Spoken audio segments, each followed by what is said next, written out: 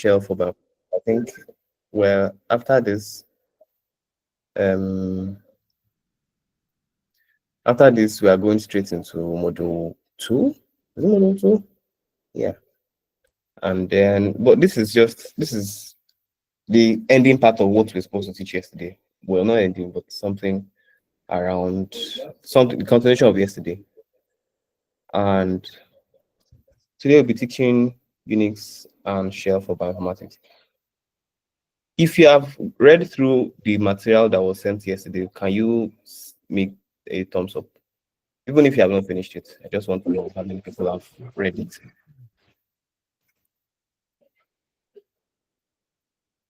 I want a thumbs up. If you have glanced through it, read it.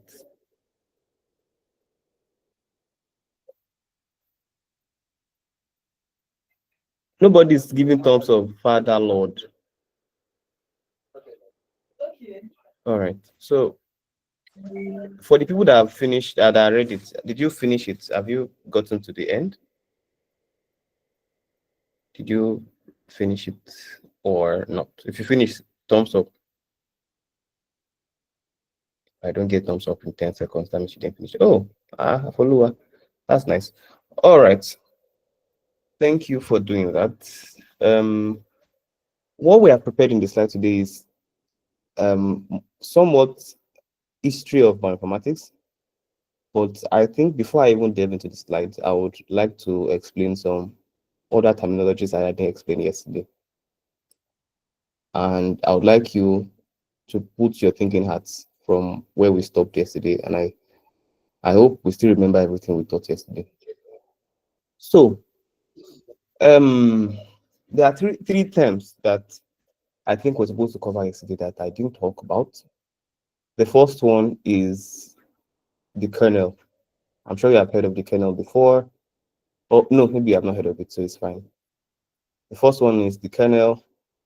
The second one is the terminal. And the third one is shell. So has any of you heard any of this before? Kernel, terminal, shell. If you have heard any of this, please let me know. At all, nobody has heard of that. Then that would be a little. All right. Let's teach it. The kernel is like an administrator, right? It's the core of your operating system, right?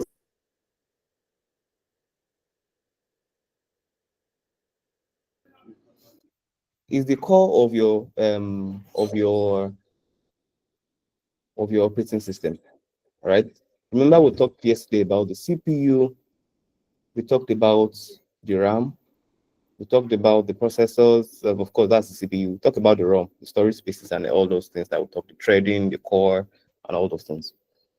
And if you buy a new computer, by the way, if you got a new computer, well, you people are lucky. It comes pre-installed with Windows, the operating system. Or if you buy a Mac, it comes pre-installed with the Mac OS. And Linux people, you people used to buy your Windows and then you format it and you install your Debian or whatever you want to install on top of it. So most people have an operating system installed on it. But if you don't have an operating system installed on your computer, it is almost useless, right? Because you cannot even install an application in the first place. Most applications are built for either of the operating systems.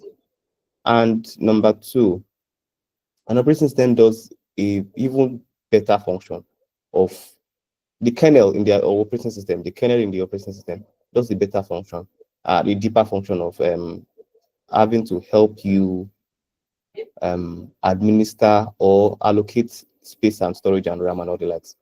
Remember we talked about yesterday that the CPU, and then it depends on the type of CPU you have, single core, 4 cores, 8 cores, 16 cores, 32 cores, as much as you want. We said that. We also said that the RAM is close to the CPU. That's like your hallway where you keep all the softwares that you want to run, right? And then after you have all of that, after you have that, the third part that we talked about is the processor, right? So the processor is what actually does the job. I think I said the processor does the job. The RAM is where all the things that needs to be worked on are kept. And then after you're done with that, you move them back to the ROM. So Any software you are using gets loaded into the RAM. And then when your processor needs to work on them, your processor have the gets worked on because they're in the RAM already. So if they are not in the RAM, then there's a problem, right? So it's not going to work. If you are not in the RAM, it's not going to work. So that's what we have discussed yesterday. So a part that I didn't talk about yesterday is how are the softwares actually distributed? Okay, how are the spaces allocated? We said that the softwares, some of them are multi-threading enabled, so they can take your spaces and all the likes.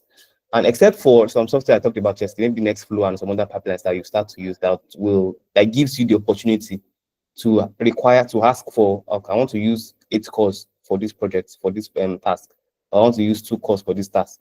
Most of what you do is automatically allocated. Most of the spaces and the threading and all the things, the CPU power and the CPU capacity, is allocated automatically. So what takes care of that part is what we call the kernel. Now, kernel is in your operating system. When you load, imagine it's the core of your operating system. So it's the first program that's loaded, the computer starts up, right? So immediately you press that your power button and your computer comes on. The first thing that gets loaded is the kernel, right? And it is important. If you want to go to an hospital, the patient does not get to the hospital first. Administrators in the hospital get there first because they are the one that will control patients that are seeing surgical residents. Stay here. The patients that are just for eye clinic, stay here. If you go there before the operating, if you go there as a patient before the even before doctors, even processors, before the doctors come, these people come there first to make sure that everything is set well, and then you come. You can decide to go late to work because not literally like that, but even if the doctor is resuming at work by 8 or 9 a.m., so people must be there before that time to make sure that when it comes, it just starts to work. Those people are like the kernel. So they are the administrative parts of the operating system. So if you are running any software, let's say you are running your Microsoft Office Word, what happens is the fact that your your kernel sees the application and then tells the your operating system sees the application, tells the kernel that, oh boy, this software wants to run on the RAM. So the kernel will now be the one to allocate spaces and allocate process management and all the like. So in short time, I would explain what that means. So it's the first program when your computer comes on. It is central and it's fundamental part that connects your softwares to your hardware. So it's the parts in the middle, like it's like middleman that connect your CPU, like your software applications, all your computers, all your fast dump or whatever, direct, fetch, all those commands that you will keep running. But don't worry, over in next few weeks, you start running these commands I talked about. It's the one that sits in the middle of your software and your hardware. When I mean the hardware, I'm talking about the CPU, the RAM, the hard drive, the keyboard, the mouse, and all those things. So what your kernel does is that middleman, and I explained the analogy. So another analogy I could use to explain that to you is think of the kernel as a house manager or the brain of a computer. So if you're going to think of it as an house manager, so the person knows everything about the house. He knows where the plumbing is. He knows where the electricity work is. He knows who needs to use which room. He knows how to allocate resources, water in this place, power in this place. And they don't interact with you directly, but they make sure everything is running smoothly behind the scenes. Do you understand? So that's what kernel does. So if you use the analogy of your brain too, your brain tells your hand to type, to see, to hear, to listen, and all those things. So it translates your thoughts into actions and manages all your body systems. And that's what kernel does. It's just as simple as that. So to put it in perspective, I'm talking from the manual, right? Because if you have read that manual from yesterday, you should know what I'm talking about. Even if you have not sunk it in at this point, as I talk, if you have not sunk it in, everything I'm trying to say at this point, you should, when you start reading, you should understand it, right? So it does, number one, process management. And what I mean by process management is it decides which program runs on what CPU and for how long. So if you are running what's the name? Photoshop. Okay, let's use 2 cores for Photoshop. Because you know when you open your Photoshop, even though it is multi-threading enabled, Photoshop, After Effects, Corel Draw, whatever software you are using is multi-threading. Most new softwares are multi-threading enabled, right? So you don't tell them how many cores, but they are efficient. So when you load them, and they are about to enter the RAM and all those things, what happens is the fact that your kernel then looks at the software, looks at the available what's the name, the available processor speed, processor power, and all these things. And then after you have seen all the things that is ready, okay, you can take two calls since there are no software running. When it sees that another software needs more cores, it will kill. It will tell you, oh, they are using two cores. You might have to move to one core because another software wants to run. So that's what kernels does. It does project process management. So designs with project, what programs to run for how long. So in the idea of the house manager, it's just like the house manager that decides who gets to use the kitchen, who gets to use the bedroom, and for how long you stay in the bedroom. Do you understand all those things? So that's what the kernel does in respect to process management. It also does something, memory management, right? So it allocates the RAM to different programs and prevents them from interfering with each other and making sure there's enough space. Do you understand? Enough space. Abib, you can say something, please.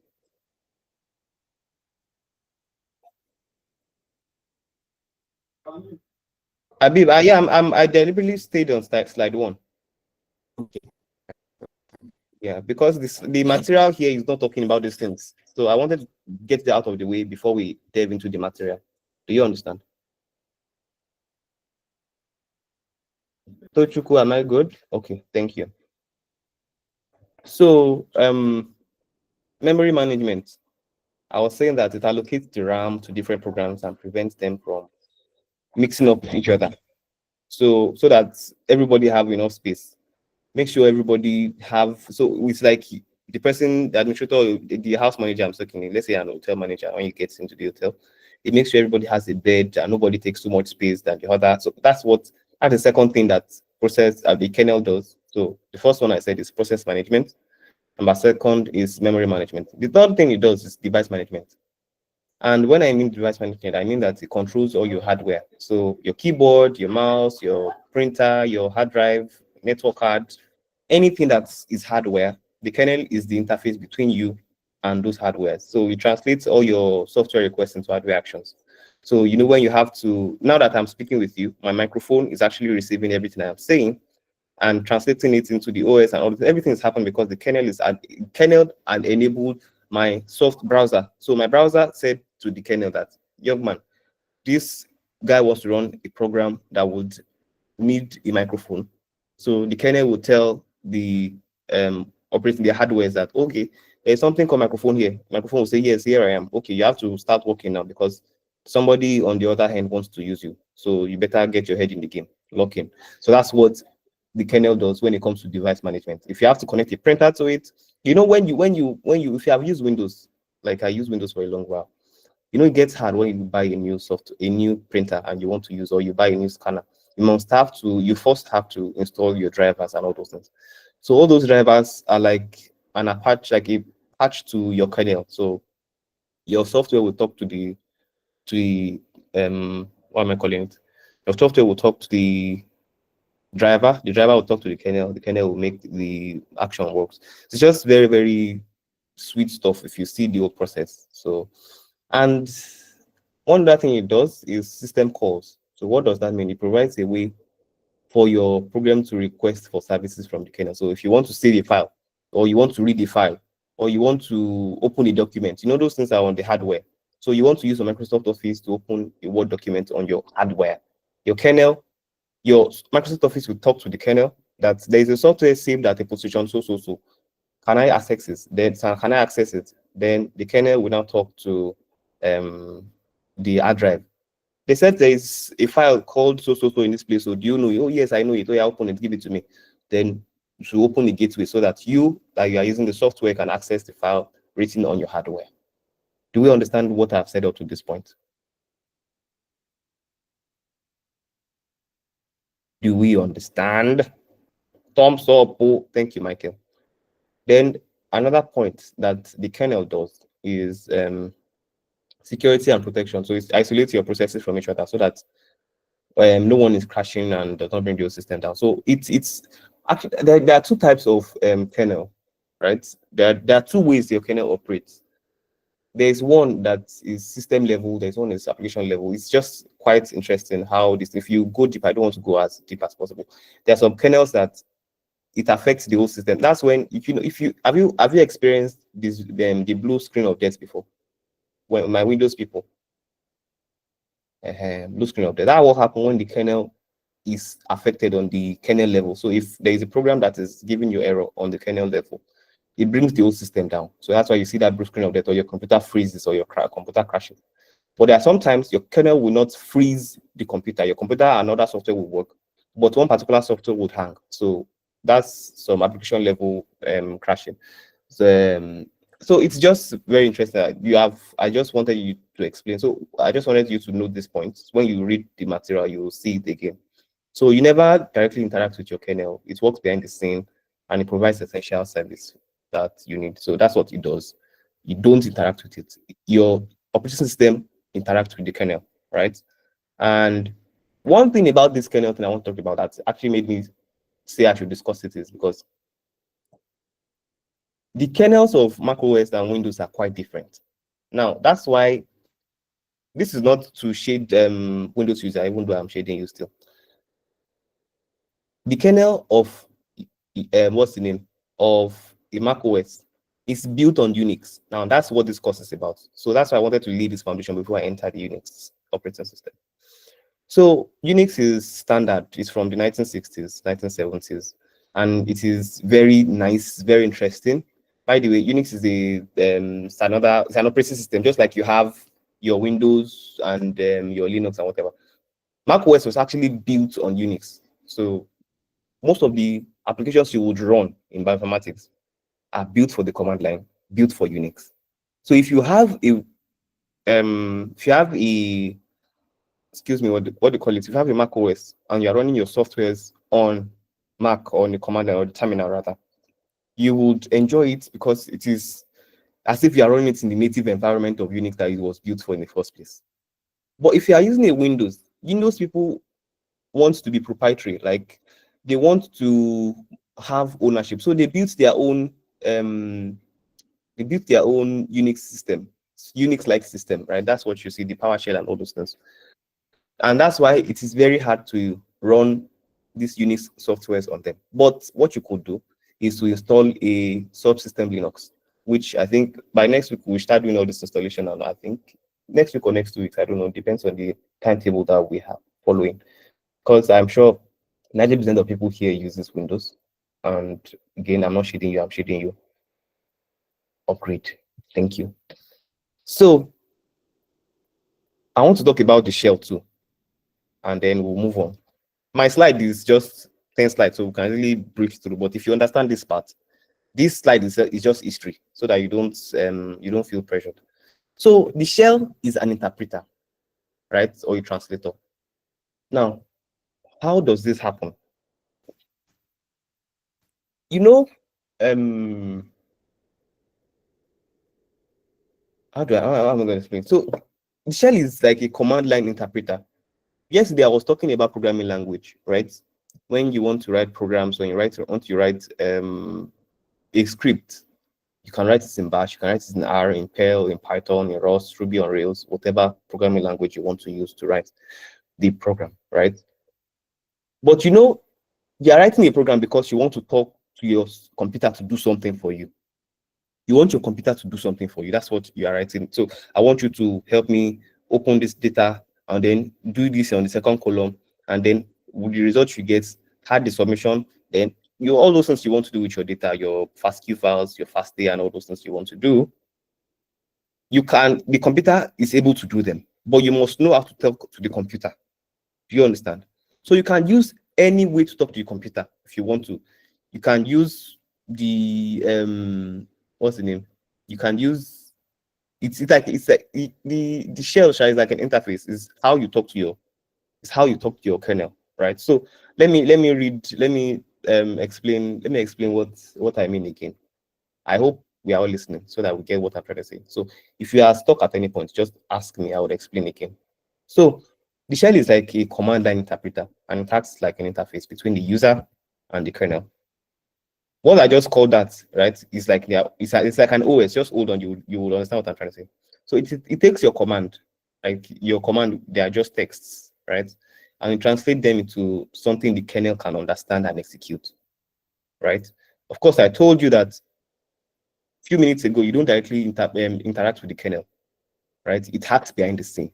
But of course, you still, in a way, interact with the kernel. How is that? Through your commands that you write on your command line, right? So the shell is like a translator, right? And that's what I'm trying to say again. It's it helps to translate your gibberish, your English to computers. If you understand, computers only speak in ones and zeros.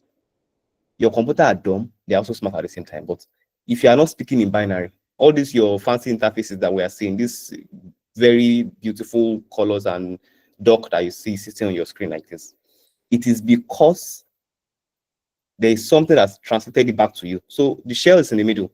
It takes what we want and explains it to the kernel, and then the kernel tells the hardware what to do. And then after that is done, it still takes it back to us and says, okay, this is what your computer has done. You can see what it's doing. So it's like a translator. So you, like you are the user, you are speaking English, and then the kernel speaks a very complex and low-level hardware language. So all these ones and zeros. So the translator is the shell, and it takes your English commands and then translates it to precise and intricate instructions that your computer understands, your kernel understands in this case, and it helps you execute the actions. So there are types. This is where I'm going to. There are types of shells, and I think this might come as a shock, maybe not a shock. They understand what I'm trying to say. There are two major types of shells, and I want you to listen to me directly. Two major types of shell. I don't want you to get confused. There is the command line interface shell, one, and then there is a graphical user interface shell. The command line interface shell is the one that you access with your terminal. You would understand what terminal means very soon, right? But the graphical user interface shell are your Windows operating system, your Mac OS finders, all those software you use to do things. When you click and you drag and drop files, you know you are talking to the kernel too at the same time when you are using your Microsoft Office and all your softwares, your finders and all those things. You are using the shell. That's the type of shell. That's like a graphical user interface shell. But what you will be using majorly in bioinformatics is a command line interface shell, and it is straightforward because Unix, when it was first done, was written for the command line, right? It was written on the command line. There was the only graphical user interface. That's when the Windows and the Mac OS started coming up. Before, it was strictly command line, right? And there is something about writing command line because you're writing the command directly.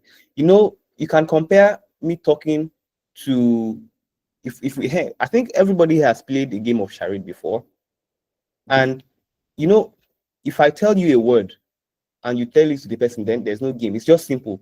They told me to demonstrate a car. But instead of me demonstrating, I just told you a car. You said car. So the game is simple. It is fast. You have transmitted the information as fast as possible, right? And that's what command line is. It is very fast. You are talking to the kernel straight. The kernel is telling the other group, okay, they said car. So you don't have to start demonstrating.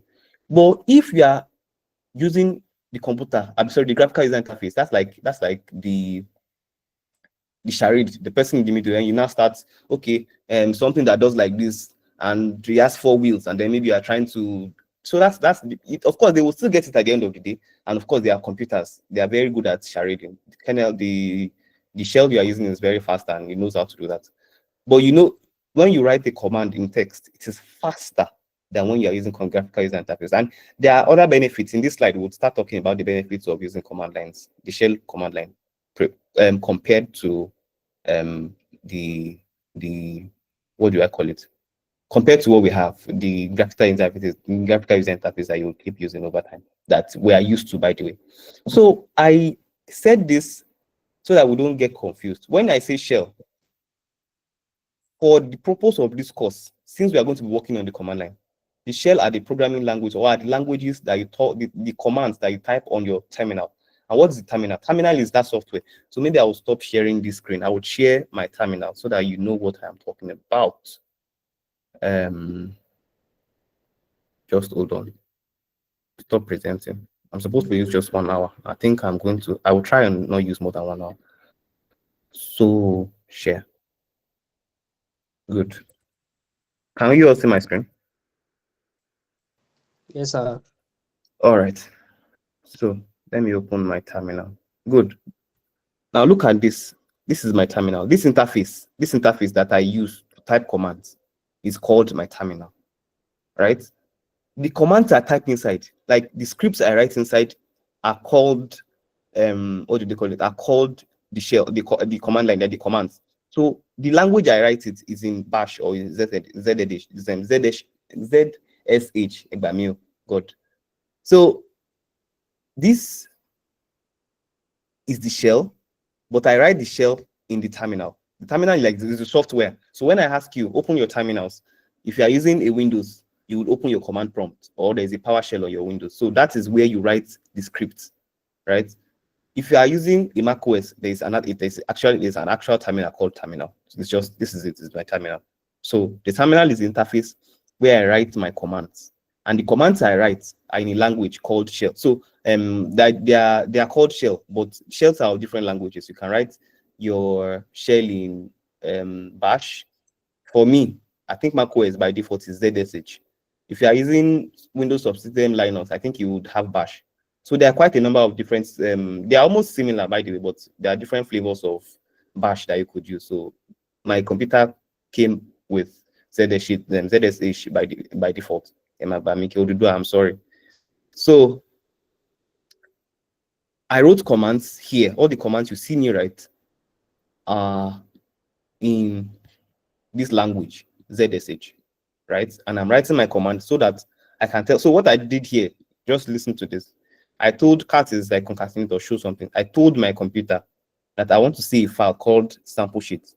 So sample sheet is on my hard drive, but I cannot get it on my hard drive. So what I want to do is I want my kernel or to show me the sample. Of course, I don't know how to speak with the kernel, but I know a language that the that can be interpreted to the kernel. By the way, that brings me to another time called interpreter. So this item, this terminal is like an interpreter to interpret the command I have given. So this cat sample sheet .csv. Cat means open. That's not what it means literally, but just listen to what I say. Open sample sheet.csv. So my sample sheet.csv is on my hard drive. So cat open sample sheet.csv. I'm telling it into my terminal. My terminal has seen the command I wanted. My terminal will now interpret the conversation to the kernel. Kernel is a low-level language. It understands ones and zeros. So my terminal will convert that language to ones and zeros that the computer would understand, that the kernel will understand.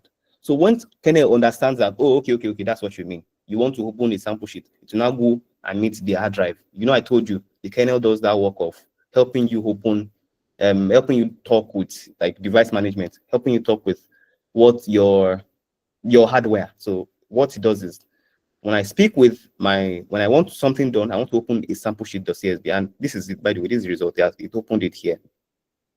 So when I want to open a sample sheet.csv, what it does is very simple.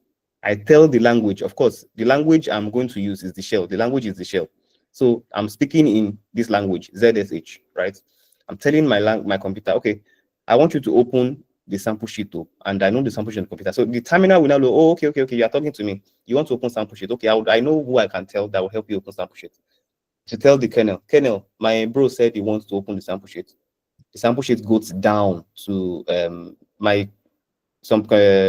kernel understand because my interpreter had interpreted the English or interpreted the language I spoke with it. The ZSH language I spoke with it is 1 and 0s. Once it interprets the 1s and 0s, it goes down straight. The kernel gets it, goes to the hardware. Okay, there's something called sample sheet that says, where is it? Oh, I'm here. Okay, they need your attention on the screen. And then it comes up to the screen. So I hope this conversation I have had, do you understand what I mean by all of this? Do people understand what I just explained? Everything I just explained. Do you understand? Okay, thank you, Victoria. Thank you, Bolatito. Thank you, Akintayo. If you don't understand, can you raise your hand so that I explain again? So that I don't want us to waste any more time, so that we'll just go into the slide. The slide is just history, nothing spectacular in the slide. But it makes you appreciate what we do. All right.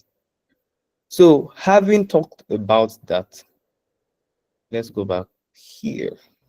Okay, okay. With this I can't hear you. You were saying something. Who's that? I can't hear what the person is saying, so I will just continue the class. So let me stop presenting and presenting my slide. All right, back to my slide now. So I talked about this already. So let's go to the slide. And I think I talked about the terms, right? So welcome to Unix for and Shell for Bioinformatics. At the end of the class, we'll ask questions. So this one that you people are saying you not talk. So Unix is the foundational computer environment for bioinformatics, and the shell serves as our interface for large bioinformatics programs as an interactive console to inspect data and intermediate results, and as infrastructure for our pipelines and workflows. So the shell, we talked about something yesterday, pipelines. Like you want to say a lot of information, you want your computer to do quite a number of things. So if I want my computer to do quite a number of things, I have to say the information. And how do I write that information? I write it in a language that my terminal understands. So my terminal understands a shell language. Which of the shell language am I using? I'm using SZSH. Of course, you can use Bash, can use fish or whatever you want to use. So I write my pipeline in that shell. I write my pipeline in that shell, and then my terminal interprets it and then make it run on my computer. It's just as simple as that. That's what this slide is talking about, right? So computer does your computers, they do four basic things. They run your programs, they store your data, they communicate with each other, and then interact with us. So these are the four basic things that you do. And any software you use on a computer, these are the four basic things you do, right? So if you do these things, it is very, very important that you interact with your computer. You use your Windows to interact to do these things. You use your Windows or your Mac to interact to store data to do this. And if anything you can do with your operating system, right, with your GUI, you can also do it on the command line. So let's start here again. Your computer does these things, four basic things. So if they do these things, right, you want to be able to interact with your computer. Now, let's go back in. That's what I'm saying. This slide is about history. Before we started writing Unix command lines, right, back in the 60s, this is what they use. They call this thing punch card, right? So, we told you that your kernels, of course, then they don't have an abstraction layer. So they talk directly to the kernel. And if you want to talk directly to kernel, you must understand the language the kernel talks in. And that's in ones and zeros, the binaries. So they actually have these punch cards that helps them write in punch and ones and zeros. So I think if there's a punch, there's a machine they use to write all the instructions. So you would write your own, if you write your program in a card like this. So this is like somebody's program. You write a program in your card, and for every punch you have, I think that's ones. If there is no punch, there's zeros. On this layer, 0000 punch, there's one. 0000 punch, there's one. We have these hexadecimals and all these things that we do. So that's what all of this is. So this is somebody's program. Now, when you write your program, you go and submit it, because you don't just, how many computers do they have that in those days? So they have just one big, all those mainframes that they have. So you write your program, you write it in a punch card. Somebody else writes their own in the punch card. Another person writes their own in the punch card. After everybody is done writing their programs in the punch card, they go and submit it to the operator. Then the operator loads it into the kernel, and then the program starts working. So they batch it together. They don't just, this one everybody has computer these days. This is what we have back in the days. I was born here this time. I was in the era. So I know the era, I don't mind. So this is how we used to run softwares before the command line came, right? Then we moved on. In the 1970s, we started using the CLI. Now, this is the machine they used to do all those. This is the one on the left. This is they call this machine the punch key. It's the one they use for those punch cards that you saw earlier. So this is what they used before. Then there's an advancement. We started using what you have on the right. So this is the command line, and this is one of the most powerful tools you can ever use in bioinformatics. So the command line. And I will tell you why we like to use the command line in bioinformatics. I think there should be a slide that talks about it. It's because there are softwares that does everything you want to do, like GUI software that does what you want to do. So if I want to, people have heard of Galaxy before. If you haven't heard of Galaxy, if you want to run anything, you want to run a pipeline, There's Galaxy. There's a pipeline already built in Galaxy. So you can now there's a Galaxy that has all the tools you want to do, by the way. So you can there's a GUI that you can use to assemble your data. Then after the assembled data, you can then maybe do Gradient calling, or you want to do alignment and whatever you want to do. So you can start doing that by yourself, one after the other. So you would load it to the software, it does it, then you move the results, the output to another software and all the likes like that. But command line, you can write a script. And once you write a script, that script will look, it's like you writing a pipeline, actually. You write a pipeline or write a script that automates all those things for you. Straightforward, you don't have to interact with it. Just write one script and run it for multiple inputs and you get your result. Now, after we had that 1970s, let me go back to history we're talking about. They started, you know, them IBM started coming into the market, Apple started coming into the market, and Windows started coming into the market. That's where you see what you have here. These are the old Mac softwares, right? We have the old Mac softwares. We have IBM's computers, the MS DOS. We have Windows also coming into the market. Imagine having this computer. Gosh, ew. And this was the interface at that time. So, and everybody was happy because this helped a lot of people come into the market at that time. Most people don't want to use the command line. It's for the gurus, by the way. The command line was for the gurus. Of course, it was way better than using the punching cards and the punch keys that they used before. But even though with that, you still have to learn quite a number of commands. I think I would prefer that chat than punching cards, by the way. So we moved on to this place. People like Apple they saw that, okay, this command line is good, but I can make a little graphical interface on top of it. And then they built this. Then there's a bastard Windows that say, oh, your command line is shit, and they don't want to use Unix, and they built their own abstraction layer. So this is what we had in the 1980s, right? So you can see how we have moved on to what we have now. Everybody's using Windows, and most people, until this course, have not had to open their terminal in their life or their PowerShell in their. If you have opened your PowerShell since you bought your computer on this call, raise your hand. I have gurus on this call already. Wow, God, when? All right, that's nice. Thank you. Oh yeah, you peace now. Peace and Bridget, you people should not talk because you are Linux. You are Linux people. Don't talk on this call. So, oh, I think everybody here has used Linux. Tochi and Adib, do you think we should still teach these people? Look, everybody don't they use command line. No? So moving on. Don't worry, we'll see how to teach them for the sake of people who have not used that before. Moving on. This was the conversation I was having. So this is command line interface. You know, I told you shell are of two types. You have the command line shell and then the graphical user interface shell. Right. So do I use the CLI shell? And we are talking about the CLI shell. We are talking about the bash, the fish, the ZSH, and all the likes. If you are using the GUIs, you are using your finders, your Microsoft Office Word, your Windows Explorer, and all the likes. Because both of them does the same thing. They help you speak with the kernel to do what you want to do, right? So the shell that I use for my terminal is ZSH, right? But for my GUI is macOS. So why would you choose graphical user interface? Because it's easier to pick. It's very, very simple, right? But it can be limiting and repetitive. So if I want to, let's imagine you want to rename, because when you start generating files, there are times that your computer will spit out, let's say 1,000 files, or your pipeline will spit out, or your program will spit out 500 lines. Or even if you have sequenced something, you would get a result of how many samples. Let's say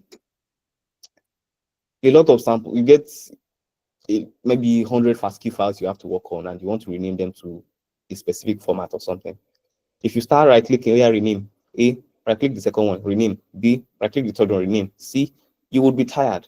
But you can write a simple command on the command line. It's just one command, just one line that will take everything you want to do and do it for you in seconds. Just seconds, maybe 2-3 seconds. It will rename everything. So it is limiting and repetitive if you use your graphical interfaces to run some programs. But command line, of course, it is intimidating. I would not even lie to you. To start with, it is very intimidating.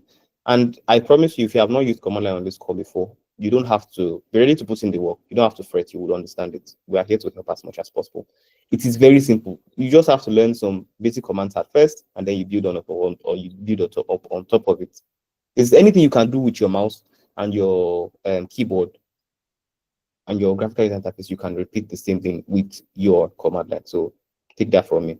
So command line interfaces are harder to learn at first, but becomes very efficient and versatile over time. When you start using it, you would enjoy it. So command line have interfaces.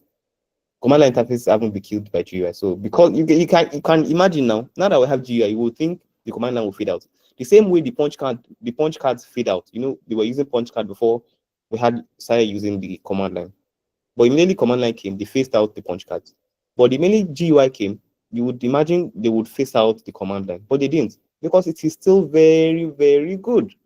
Since 1970 till now, we have it. Even the best and the best programmers, and if you have a developer on this call, every developer uses the terminal to run their programs. It is just by default. If you are using your VS Code, there's terminal built into VS Code. If you are using Swift, whatever you're doing iOS app, whatever you do, if you're using R Studio, there's a terminal built into it. So you would think that GUI will phase out command line, but it's not. Because it is very efficient, it is very fast. It is just a no-brainer when you start running your tools. So that's why command line is what you would use to learn this program. And by the way, we'll still talk. We might touch on some GUI softwares that would help you with quite a number of one or two things to do. But I want you to know that CLI is going to take majority of the costs, right? Thank you. Moving on.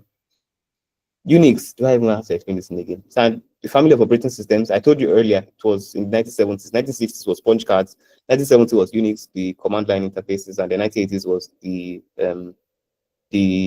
graphical user interface. That's when it come. So historically, operating systems is the operating system for big and expensive computers.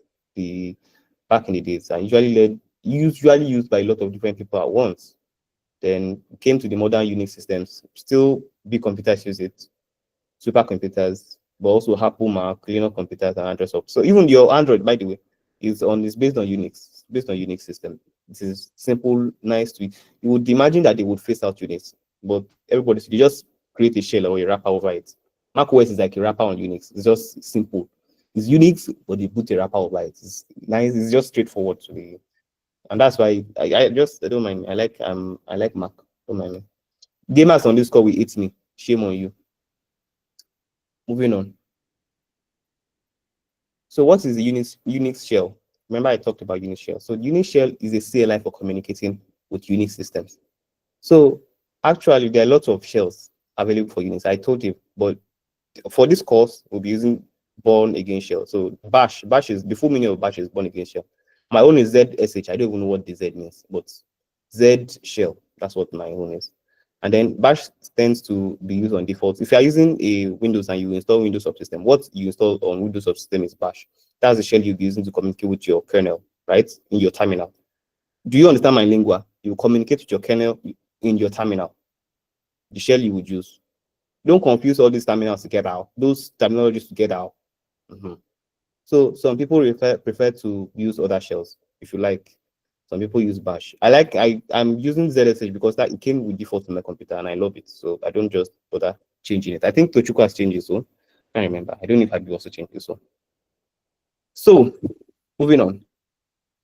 Why learn or use Unix shell? It lets you interact with pretty much any Unix system in a uniform way. Help make stuff portable. Sometimes it's the only way you can interact with the Unix system. I think. Thank God we have Mac OS design over Unix, but sometimes that's the only way you could use. And it's pretty much easier for using supercomputers. So if you are working with servers, yesterday we talked about HPCs and computer nodes. If you are working with servers, you would only, and I think most of the time, 99% of the time, interact with servers, or sorry, HPCs rather, HPCs and computer nodes on the command line, because it's easier and faster. You are talking to a computer that is 1,000 miles away most of the time, or let's say 500 miles. If your school has it, maybe you are in Ibadan and then you are using a computer shell. You are talking with the computer there, and the only way you can access it is through the command line. All your jobs, all your everything you will have to learn, you have to load on the computer to do for you, load them through the command line. So it's better you just learn it and know it once and for all, because you are not going to be using you're not going to be using Galaxy on a somebody shell, sorry, on a server in the UK. Galaxy is built from their own server with their interface on top of it in maybe South Africa or some places in Europe. But if you want to use super fast command line computers and HPCs and all that, just learn command line on Sapporo. So if you're using supercomputers, command line is the only way you can interact with them. Moving on. Also, as a researcher, knowing a bit of shell can help you. You are not just knowing a bit in this course, so don't let this line bobo you. Tochukwu wrote this line. So getting your data from code A to B, checking and reporting on your data, basic data wrangling, you will learn those things and you will use your shell to do them, right? Learning how to write scripts can allow you to automate, record, and document tasks that might be complex, repetitive, and error prone. So you can join disparate progress processes together. There's something we call piping. If you want to run 6 different commands together sequentially, you can just from one command, okay, it's like you want to cook, right? Instead of you being at the kitchen, you boil water and then you pour your pasta, and then when your pasta is done, you add your sauce and then you mix and then you put your already fried chicken. You know all those things you are doing one after the other. You have to be there to move one to the next. But if you are using your bash, if there is something called command line bash for kitchen, you just write the command and it will automatically look after. Once one is done, it moves to the next. You pipe the command of the last to the next one. So the output from the last goes to the next command. The next command takes that input as an input, works on it, then moves. When it's done with it, passes it to the next command. So you most likely wouldn't have to do, you won't lift the finger after you have written. The only thing you have to do is sit down and write that command and pipe it into each other. Make sure it is written correctly. And after you do that, just sit down and let your computer do the job. And you can save that script if you have, if you are in a lab or in an hospital that they do the same thing over and over. All you have to do is just the script will do all of those. Once the data comes, you can just run the script on the new set of data. Run the script on new set of data. I told you something about public health wheels yesterday. That's what they do. They have scripts already pre-written for all their processes, and wrote in a very beautiful pipeline. You can't do that with a graphical user interface, right? So they wrote in a very beautiful pipeline, and once data comes from the laboratory, it moves to the pipeline straight, and the scripts are being run sequentially. Some are run in parallel, so some are run together at the same time. So it is just beautiful, and it's good to just learn this things, and you'll be good to go. Oh, from noodles to chip to week. Yeah, I don't worry. I like food, don't mind me.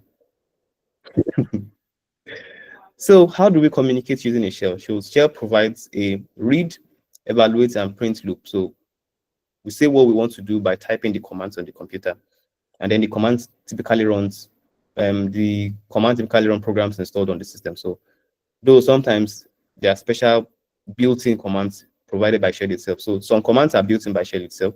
Some commands you have to install. So if you have a virgin computer that you have not installed anything software on top of it, if you want to list what is on your file or your working directory, you can just press ls. There are some commands that are by default. It's like when you buy a new computer, there are some software that are by default installed on your computer.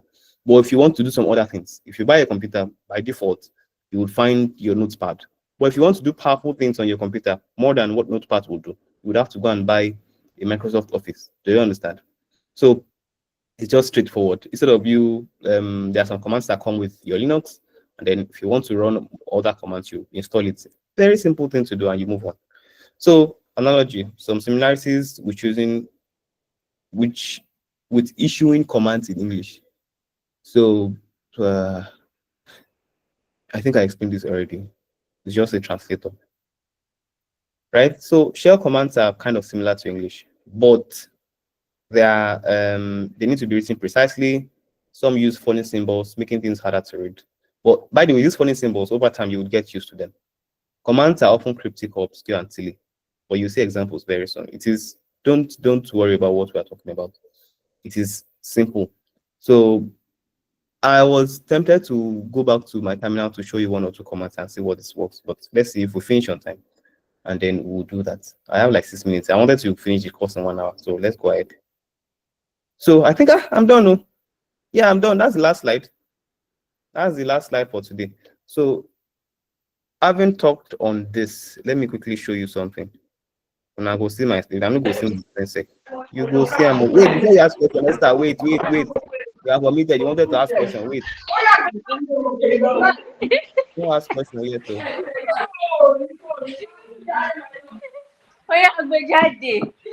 Esther Ajao, má jẹ́ kó gbé jáde, mute jọ̀ọ́. So, so, um, don't mind me, I'm just silly. All right, I wanted to show you my terminal, right? So I'm in a folder called BFB. If you can see my mouse, can everybody see my mouse, my computer, my screen? I want a yes because I can't see you. Tell me yes. Yeah. Good, good, good. So if I want to list something, if you open a finder, if you open your computer, right? Once you open a file, you can see what's inside by default, right? You can see what is inside. But on the command line, it's not like that. When you want to list what is inside this screen, you have to tell your computer that, okay, I'm in a folder. I want to see what is inside this file. So I'm inside this folder. If I press L, list is what? LS. If you press LS, so it's very similar to English, but because we are trying to make sure our you don't want to be saying it, and that's what makes you cool now. If I'm saying everything, if I have to type list, what is the sweet in there? What's the sweetest in there? Let me give you a little error, a little headache. LS. If I press LS, it lists everything inside my folder. So inside this folder, I have all this things, error, all this things, and whatever. And I want to show you that in real time. If I go to my recent folders, code BFB. See, this is the folder I just opened, BFB. I open it, everything here, data mapping, all of this is what we just saw on my terminal. Everything here is what is here. So it's the same thing. If you open a folder, by default, your Windows will list what is inside for you. But on the command line, you should just one more command and you see everything, right? So it is very simple. I want to see quite a number of, I want to, where am I? So I want to know where am I? Here, if you want to know where you are, you can, I think there is a way you can print your working directory. You would see info, get info, and then you would see where you are. So Macintosh, user, MacBook Air, code, and then inside the code there's BFB. So for me to see how much I did, I have to right click, get info, then now start doing that. If I want to do that on the command line, what they call it is your working directory. Where am I? Where am I working? So if you want to print your working directory, you just call P is print, W is work, and directory PWD. So PWD, print my working directory. So it tells me where I am. I'm inside user, MacBook file, MacBook Air, code, BFB. The same thing we saw here. Macintosh, users, MacBook Air. So we're from users, MacBook Air, code, and then BFB. Do you understand what I'm trying to say? So that's the whole idea. It is very simple. When you will start learning these commands. They are very, very simple commands that you would learn and you would understand on your head. It's just by default. These are commands that comes with bash or the bash that you have, and you can install other commands. I installed conda, so if I press conda, you can see to list quite a number of things that conda can do. These are commands I can run with conda. So over time, you will start learning these things. I just wanted to take the very last few minutes to explain and show you these things. They are very, very simple. Don't be intimidated by anything you see here. And I hope you understand what kernels are, what terminals are, what the shells are. We have two major types of shell, the command line shell and the user interface shell. And the command line, we have sub shells, right? Bash, fish, ZSH as much as possible. For the graphical user interface, of course, we know you use your Mac, you use your Windows and all those things, your operating system. And what your shell does is simple. It helps you interact with the kernel. So I hope you understand everything. So I think before I start shouting at the top of my lungs, thank you, Bolatito. Thank you, everybody. Thank you. Thank you, sir. Thank you very much. So, Esther, thank you. Michael Badmos raised his hand. Can you ask your question? That was a mistake. Oh, okay. All right. I think we all understood. Barakat, thank you. Thank you, everybody. So over to you, Abib and Tochi.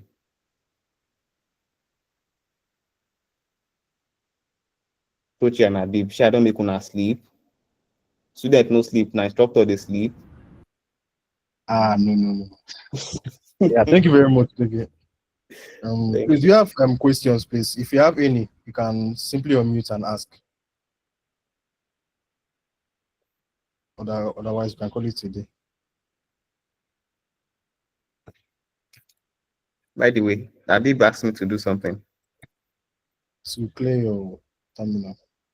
He wants me to read my. Let me clear my terminal first. By the way, I told you the command in this place is very similar to the command in English. So my terminal is filled with a lot of things I've been running over the last couple of days. So instead of me doing all of this, I'll just type clear. If I type clear, CAELR, right? If I type clear, everything is cleared off, and then I'll let me do what Abib wants me to do. Abib class dot etc/shell. So these are the shells that I have listed. So these are shells that I think I have available, but I'm using the ZSH, the last one.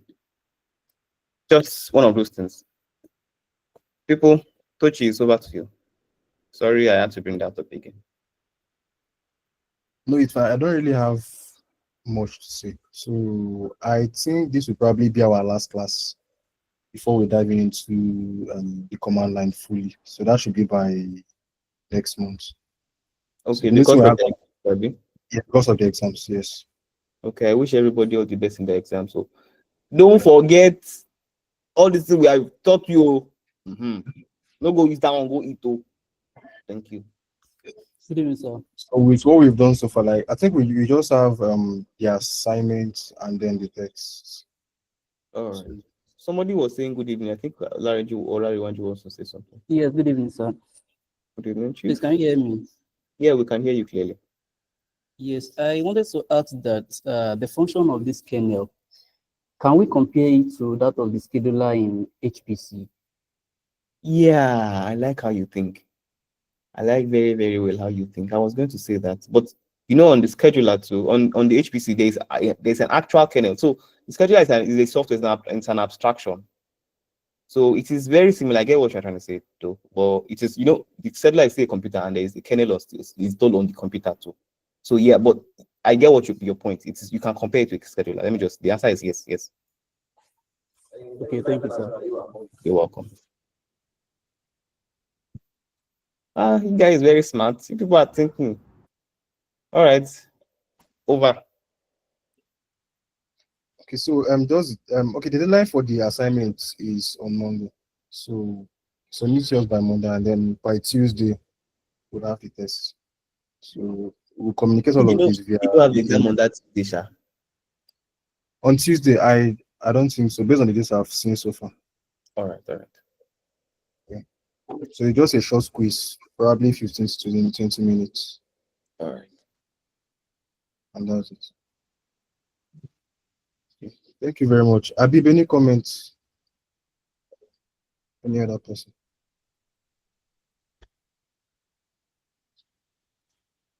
I think we are good to go. Have a wonderful evening. Thank you. Yeah. Good night.